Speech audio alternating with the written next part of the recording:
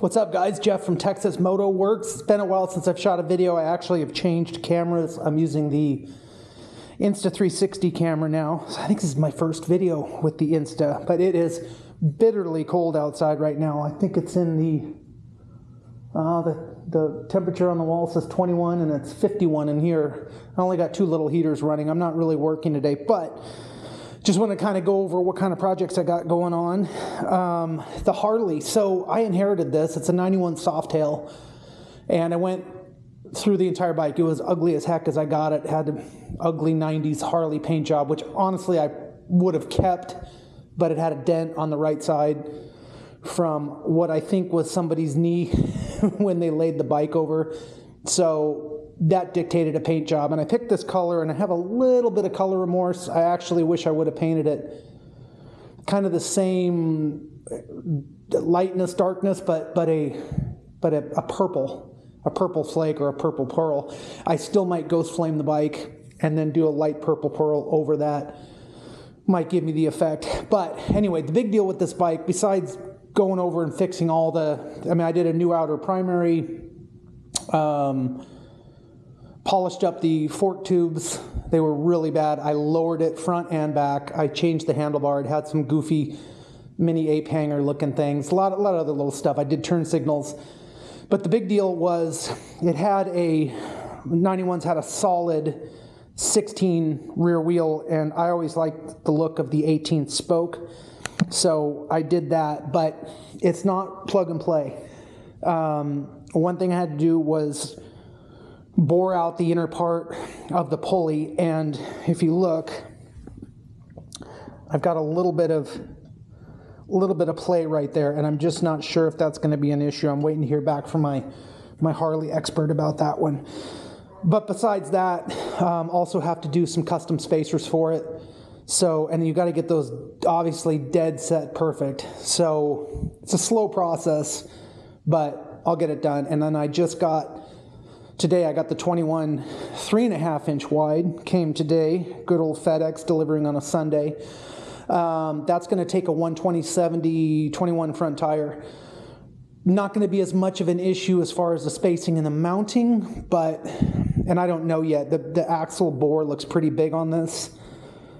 I might have to do something for that. It might be okay, but the big deal is going to be I'm going to convert it to dual disc. So that means different fork tube, at least on the right side, different master cylinder, and obviously 2 brake discs. And I don't think I'll put stock brake discs back on this.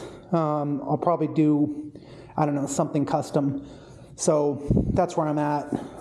Probably got another couple of weeks until I'm riding it, but it's close. It was a complete teardown. I resprayed the engine, I resprayed the swing arm, new exhaust, it's got drag pipes on it, tuned it. It's going to be a fun bike to ride. So that's that. Switching over to the other side of the continent, well, actually not. Japan's only 3,000 miles away from Cali. The 86 Cavalcade. Now, if you have not seen one of these bikes, don't feel bad about it. They only made these. It's 86, 87, 88. And then overseas, I think they made them in 89 and possibly 90. But this thing's an absolute cream puff. 21,000 original miles. Everything works on it. And if you know the backstory to the Cavalcade, what Suzuki was trying to do is they really wanted to knock Honda off the top spot of the tour bikes. So they went through, designed this, over-designed it, loaded every possible thing, all the latest and greatest stuff in 1986. So it's got auto-leveling rear suspension. It's got passenger gets a full, air seat, air backrest, 2 sections of it.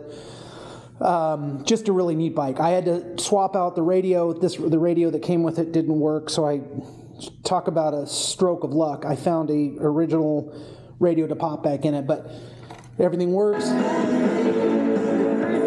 Yeah, that's right, Dolores. Rest in peace, Dolores Claiborne from the Cranberries. And then what else I did is it had no power points on it, so I did a 12 volt power point, and then I run this. It's an FM modulator. And that way I can stream music from my phone through the sound system. Bike's a blast to ride, super comfy. The brakes kind of beat me up a little bit, getting the brakes completely done. I had to order new pistons for the fronts, but I finally solved that brake problem. And then the big one was, on this bike, the fuel tank is right there, and it was rusted out bad. So, not bad, but it was rusted inside, and it was going to be a no-go for running. So I actually had to take the entire wheel, swing arm, brake, shaft drive, everything off, pull the tank out, treat it, put it back in, put everything back together.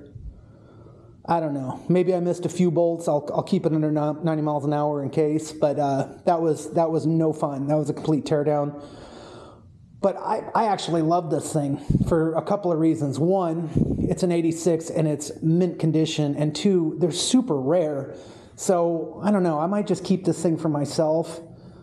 I'm trying not to. I got to fund some other projects. So, I don't know. Maybe get rid of this ugly-ass, perfect condition, awesome red Corvette. Maybe that'll do it. So that's that, guys. That's that. My first video on Insta360. Woohoo! And it's not even 360 degrees. I'm just kind of learning this camera. But anyway, as always, guys, thank you for tuning in.